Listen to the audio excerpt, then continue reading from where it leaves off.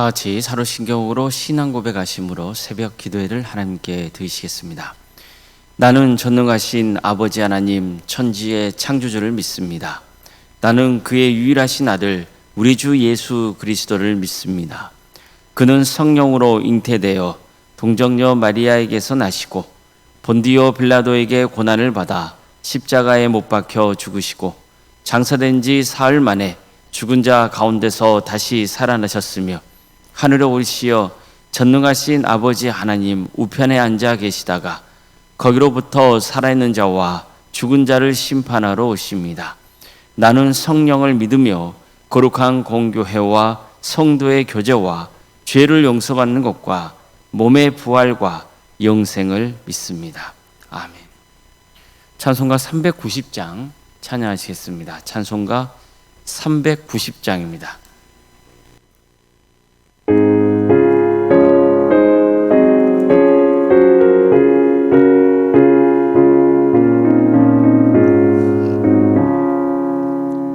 예수가 거느리시니 즐겁고 평안하구나. 주야의 자고 깨는 것 예수가 거느리시네. 주나 항상 돌보시고 날 친히 거느리시네. 주나 항상 돌보시고 날 친히 거느리시네. 때때로 괴로움 당하며 때때로 기쁨 누리네. 풍파중에 지키시고 평안히 인도하시네. 주나 항상 돌보시고 날 친히 거느리시네. 주나 항상 돌보시고 날 친히 거느리시네. 내 주의 손을 붙잡고 천국에 올라가겠네.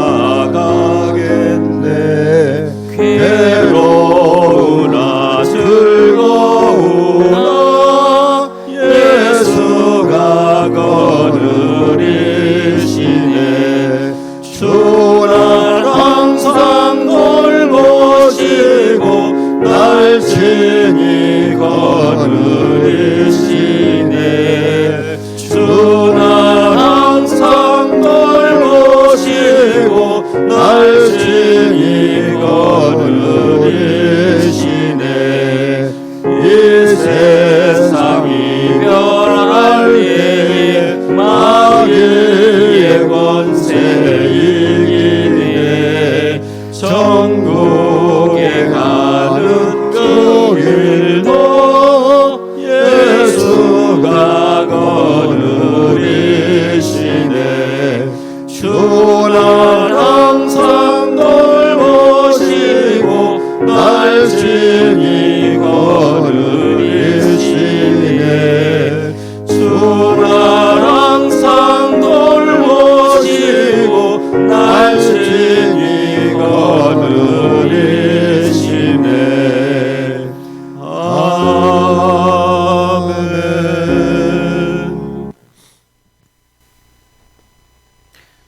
하나님 말씀 함께 보겠습니다. 구약성경 민수기 35장 16절에서 29절까지 말씀입니다. 민수기 35장 16절에서 29절 말씀입니다.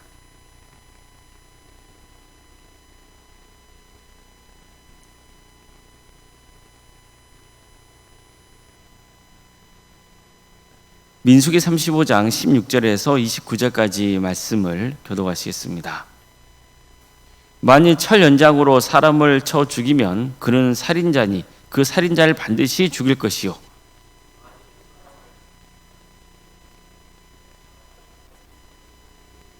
없나니 그 살인자는 반드시 죽일 것이요 만일 사람을 죽일 만한 나무 연장을 손에 들고 사람을 쳐 죽이면 그는 살인한 자니 그 살인한 자는 반드시 죽일 것이니라. 피를 보복하는 자는 그 살인한 자를 자신이 죽일 것이니 그를 만나면 죽일 것이요 만일 미워하는 까닭에 밀쳐 죽이거나 기회를 엿보아 무엇을 던져 죽이거나 악의를 가지고 손으로 쳐 죽이면 그 친자는 반드시 죽일 것이니 이는 살인하였음이라. 피를 보복하는 자는 살인자를 만나면 죽일 것이니라. 악의가 없이 우연히 사람을 밀치거나 기회를 엿봄이 없이 무엇을 던지거나 보지 못하고 사람을 죽일 만한 돌을 던져서 죽였을 때에 이는 악의도 없고 해하려 한 것도 아닌즉 회중이 친자와 피를 보복하는 자간에 이 규례대로 판결하여 피를 보복하는 자의 손에서 살인자를 건져내어 그가 피하였던 도피성으로 돌려보낼 것이요 그는 그 거룩한 기름 부음을 받은 대제사장이 죽기까지 거기 거주할 것이니라.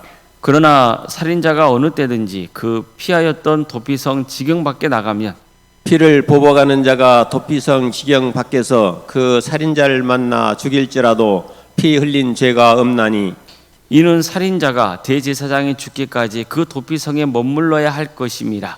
대제사장이 죽은 후에는 그 살인자가 자기 소유의 땅으로 돌아갈 수 있느니라. 아멘. 이는 너희의 대대로 거주하는 곳에서 판결하는 규례라. 아멘. 오늘도 새벽기를 드리며 하나님의 은혜를 간구하는 모든 성도님들의 삶의 자리마다 또 하나님께서 친히 세우시고 다스리시는 광주 동암교회 위에 하나님의 은혜와 평강이 충만하기를 주님의 이름으로 축원합니다. 하나님께서는 이스라엘 백성들에게 가나안 땅에 들어가서 정착하거든 레위인들이 생활할 수 있는 성읍을 제공하라고 명하십니다. 또 그들이 가축을 키울 수 있게 성읍 주변으로 초장을 줘야 한다 이렇게 명하시죠. 따라서 레위인들은 각 지파의 땅에 흩어져서 지내야 했고 총 48개의 성읍과 성읍 주변에 초장을 얻게 될 겁니다. 그런데 하나님은 특별히 레위 지파가 받은 성읍 중에서 6개를 도피성으로 제공하라 이렇게 명하십니다. 르우벤, 갓, 므낫세 반 지파가 정착하는 요단강 동편에 3개, 또 나머지 지파가 정착해서 살게 될 가나안 땅에도 도피성 3개를 제공할 것을 명하십니다. 도피성은 부지 중에 살인을 저지른 사람이 복수의 위협을 피해 몸을 숨길 수 있는 성이었습니다. 당시에는 사람이 죽으면 죽은 자에 가까운 친척이 대신 살해한 자를 죽여서 복수할 수 있게 했습니다. 일을 하는 사람을 고엘이라고 했는데 그는 살해된 친척을 위해 원수를 갚아줘야 할 의무가 있었어요. 지금 우리나라의 법과는 상당한 차이가 있는 거죠. 그런데 당시 이스라엘 사회에서는 당연한 것이었습니다.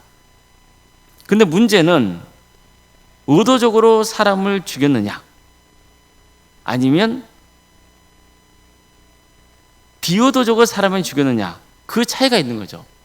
예를 들어서 그가 사람을 죽일 때 사용한 무기를 보면 그가 의도적으로 죽였는지 여부를 알 수 있다는 거예요. 만약 쇠붙이나 나무 연장 같은 것으로 사람을 때려 죽였으면 의도적으로 살인한 것이기 때문에 그 사람은 반드시 죽이라고 명하십니다.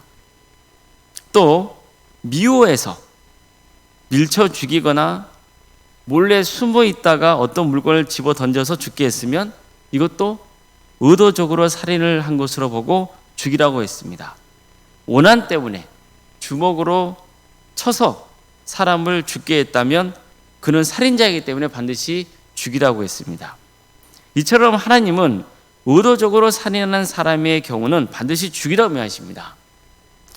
하지만 아무런 원한 없는 사람이 사람을 밀쳤는데 죽었을 경우 또 잘못 보고 그냥 굴린 돌이 사람에게 맞아서 죽게 했다면 사람을 해칠 의도가 있는 게 아니었기 때문에 그런 사람은 죽여서는 안 된다고 명하십니다. 어쨌든 우발적으로 사람을 죽였다면 일단 그 사람은 도피성으로 피해야 됩니다. 급히 피해야 돼요. 그런 다음 그가 한 행위가 고의적인 것인지 아닌지 여부를 회중들이 듣고 판단하겠습니다. 이를 위해서 재판장은 살인자를 도피성에서 나오게 해서 회중에게로 데려갑니다. 그래서 그가 의도적인 살인을 했는지 여부를 판결받게 하는 거죠. 만약 과실치사인 게 인정이 되면 피고는 도피성으로 다시 들어가서 거기서 지낼 수 있었습니다. 단 도피성 밖으로 함부로 나와서는 안 돼요. 오직 그 사람이 도피성 밖으로 나와서 자기 집으로 돌아갈 수 있는 유일한 길은 대제사장이 죽어야 됩니다. 만약 대제사장이 죽지 않은 상태에서 도피성을 몰래 벗어났다가 죽은 사람의 친척이 그를 발견해서 죽였다면 당사자는 처벌받지 않습니다. 따라서 그가 죽지 않고 살려면 반드시 어디에 있어야 되는 거예요? 도피성 안에 머물러 있어야 돼요. 그리고 대제사장이 죽어야만 비로소 도피성을 벗어나서 자유인이 될 수 있었습니다. 그러니까 집으로 돌아갈 수 있는 거예요. 자, 그렇다면 왜 대제사장이 죽어야만 비로소 집으로 돌아갈 수 있는 겁니까? 대제사장은요, 속죄를 담당하는 사역을 하는 사람이었기 때문이에요. 그런데 대제사장의 죽음은 곧 무엇과 같은 거냐면은 도피성에 있는 그 사람의 죽음을 대신하는 것으로 간주되었어요. 대제사장이 죽는 것은 곧 살인을 저지른 그 사람이 있는데 그 사람 대신 죽는 것과 같은 거죠. 그래서 살인자가 자유를 되찾을 수 있게 되는 거예요. 이것은 무엇까지 유사합니까? 예수님이 우리 죄를 대신 지고 십자에 달려 죽으셨기 때문에 우리가 사망에서 해방되는 것과 같은 원리라고 볼 수 있어요. 도피성 안에 있는 살인자, 그 사람이 도피성 밖으로 나오려면 대제사장이 죽어야 돼요. 그 이유가 뭐예요? 대제사장이 어떤 역할을 한 거예요?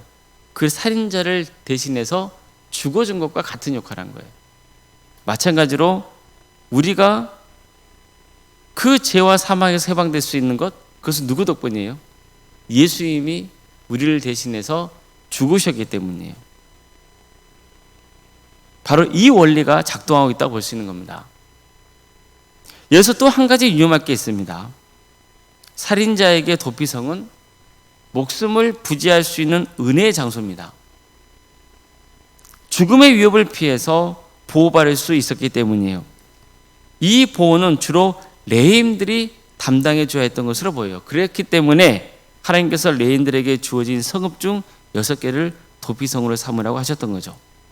하지만 그렇다고 해서 불의가 용납되는 건 아니에요.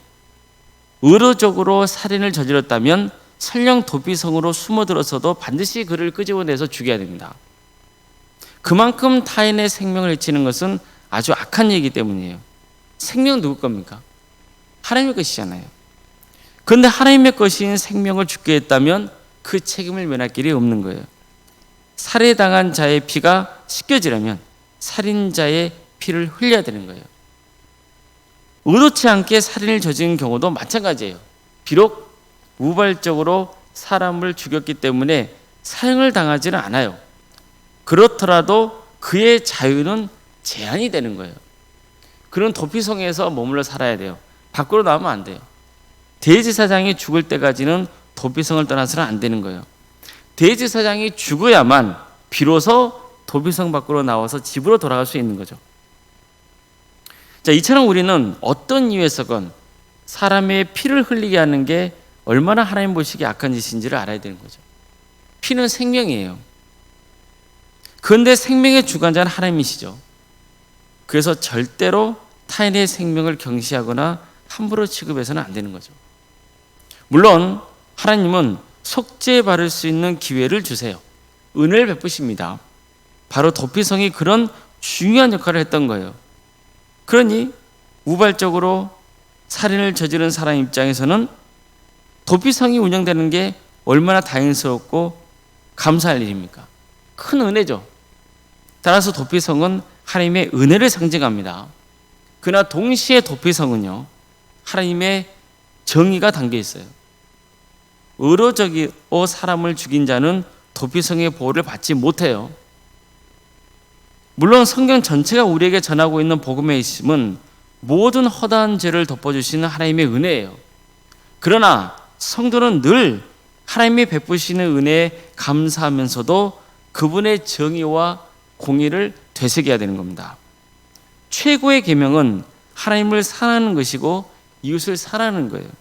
그런데 이웃을 사랑하는 가장 기본은요, 생명을 경시하지 않는 거예요.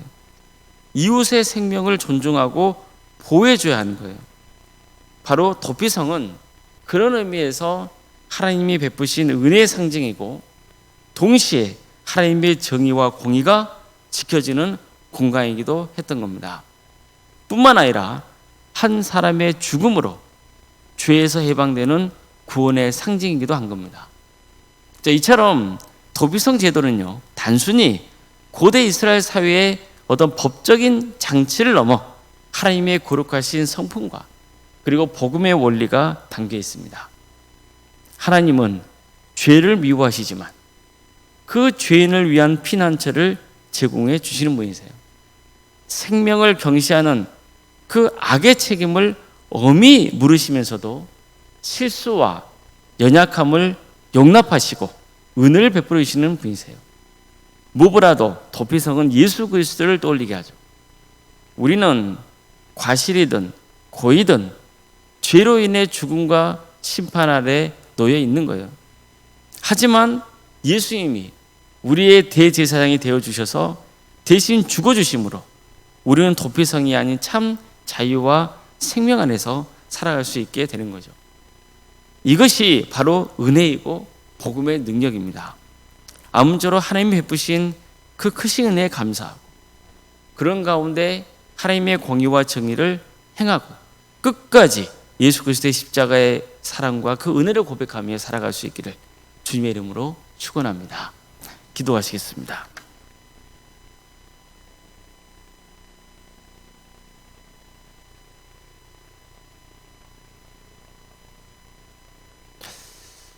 사랑하는 하나님, 우리에게 새로운 하루를 허락해 주시고 또 하나님의 은혜 속에 살아갈 수 있도록 인도해 주셔서 감사드립니다. 오늘 말씀을 통해서 하나님의 은혜와 사랑 그리고 정의와 공의가 함께 어우러져 있음을 배우게 하심에 감사드립니다. 우리 동암의 모든 성도들, 하나님이 베푸신 그 크신 은혜에 감사하고 그러기에 더욱더 주님의 정의와 공의를 실현하기 위해서 힘쓰는 삶의 길을 가게 하여 주시고 또 예수 그리스도께서 우리 죄를 대신 지고 십자가에 달려 죽으신 그 구원의 은혜가 얼마나 큰지를 늘 되새기며 감사와 영광을 올려드리는 복된 삶 살게 하여 주시옵소서. 우리 광주 동암교회가 그 예수 그리스도의 피 묻은 십자가의 은혜로 모두가 구원의 은혜를 누리는 구원의 방주가 되게 해주시고 도피성이 되는 역사가 있게 하여 주시옵소서. 우리 모든 성도들이 사랑으로 하나 되게 해주셔서 서로를 배려하고 또 용납하며 서로를 귀중하게 여기고 그래서 정말 주님 안에서 사랑의 공동체를 세워가게 하여 주시옵소서. 이를 통해 하나님의 역사로 신앙의 명가를 세우고 예수님의 말씀으로 인재를 양성하고 성령님의 능력으로 선한 영향을 끼치는 거룩한 교회 되게 하여 주시옵소서. 특별히 오늘부터 여름 상경학교가 시작이 됩니다. 유치부, 아동부, 여름성경학 가운데 함께하여 주시옵소서. 이 귀한 사역을 통하여서 복음이 심령 안에 심어지게 하여 주시고 하나님의 때에 열매 맺는 역사가 있도록 도와주시옵소서. 성령께서 충만하게 임하여 주셔서 성기는 교육자료와 선생님들 위해 함께하여 주시고 우리 동암의 성도들이 이 귀한 사역을 위해서 함께 기도로 또 섬길 수 있도록 인도하여 주시옵소서.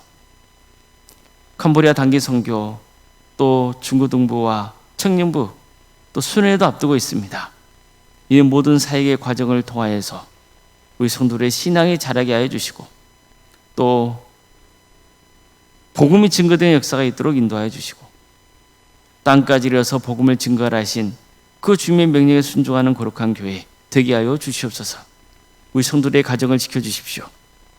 유천인 질병으로 고통당하고 있는 성도들 주님께서 그들에게 긍휼을 베풀어 주시고 치유와 회복의 역사를 허락하여 주시옵소서. 경제적인 문제로 또 사업의 문제로 직장의 문제로 또 관계의 문제로 자녀손들의 문제로 여러 문제를 놓고 주님 앞에 은밀히 기도하고 있는 성도들이 있습니다. 또 특별히 자연재해 때문에 어려움에 처해 있는 성도들 주님께서 그들을 긍휼해 주시고 회복의 역사를 허락하여 주시옵소서. 사랑의 주님, 학업으로 직장으로 군복무로 여러분 가운데 해외에 나가는 성도들 어디에 머물러 있건 주의 영광을 위해서 살아갈 수 있도록 인도하여 주시고 그들의 안전을 지켜주시옵소서. 자녀의 잉태를 바라는 가정이 있습니다. 또 출산을 앞둔 가정도 있습니다. 생육과 본성의 축복이 함께하여 주시고 또 은혜 중에 출산을 잘 마칠 수 있도록 주께서 친히 역사하여 주시옵소서. 우리 자녀손들을 주님께서 기억하여 주셔서 그들에게 끝까지 구원의 은혜를 베풀어 주시고 은사와 달란트를 주셔서 그걸 통해 하나님께 영광 돌리는 삶의 길을 갈 수 있도록 인도하여 주시옵소서. 사랑의 주님, 구역과 자치기관과 또 전도 특공대와 중부기도 특공대, 동암지휘안센터와 사난식당, 또 선교 동아리 등 여러 사역을 허락하여 주심에 감사드립니다. 이 귀한 사역을 통하여서 우리 동암의 성도들이 주님 안에서 하나 되게 하여 주시고 또 은사와 달란트로 서로를 섬기게 하여 주시고 또 지역사회에 선한 영향을 끼치는 복된 교회가 되게 하여 주시옵소서. 함께 기도하며 전도하는 공동체 되게 하여 주시고 그래서 하나님의 선한 역사가 퍼져나가게 하여 주시옵소서. 많은 영혼들이 주님께로 돌아오는 역사가 있도록 인도하여 주시옵소서. 언론사님과 사모님 성령 충만케 하여 주시고 평안의 축복을 보여주시고 신앙의 명가로 세워지는 역사가 있도록 인도하여 주시옵소서. 내일은 주일입니다. 주님께서 친히 함께하여 주셔서 우리 모든 성도들이 모여서 하나님을 예배하는 역사가 있게 하여 주시옵소서. 이 나라의 민족을 주께서 긍휼히 주셔서 하나님의 공의와 정의가 바로 세워지는 거룩한 나라 되게 해주시고 이 민족의 죄를 주님께서 용서하여 주셔서 긍휼의 은혜를 베풀어 주시옵소서. 이 민족을 다시 한번 하나님께서 주목하여 주시고 부흥의 역사를 허락하여 주시고 하나님의 때에 평화로운 통일이 이루어져 북한 땅에 많은 교회들이 세워져 수많은 영혼들이 주님께로 돌아오는 역사가 있게 하여 주시옵소서. 목회자들과 선교사들을 주님께서 기억하여 주시고 그들의 헌신 안에서 많은 구원의 명에 맺어주는 축복이 있게 하여 주시옵소서. 오늘 하루의 삶을 주님께 온전히 맡겨드리오며 거룩하신 예수님의 이름으로 기도드리옵나이다. 아멘. 하늘에 계신 우리 아버지, 아버지의 이름을 거룩하게 하시며 아버지의 나라가 오게 하시며 아버지의 뜻이 하늘에서와 같이 땅에서도 이루어지게 하소서. 오늘 우리에게 일용할 양식을 주시고 우리가 우리에게 잘못한 사람을 용서하여 준 것 같이 우리 죄를 용서하여 주시고 우리를 시험에 빠지지 않게 하시고 악에서 구하소서. 나라와 권능과 영광이 영원히 아버지의 것입니다. 아멘.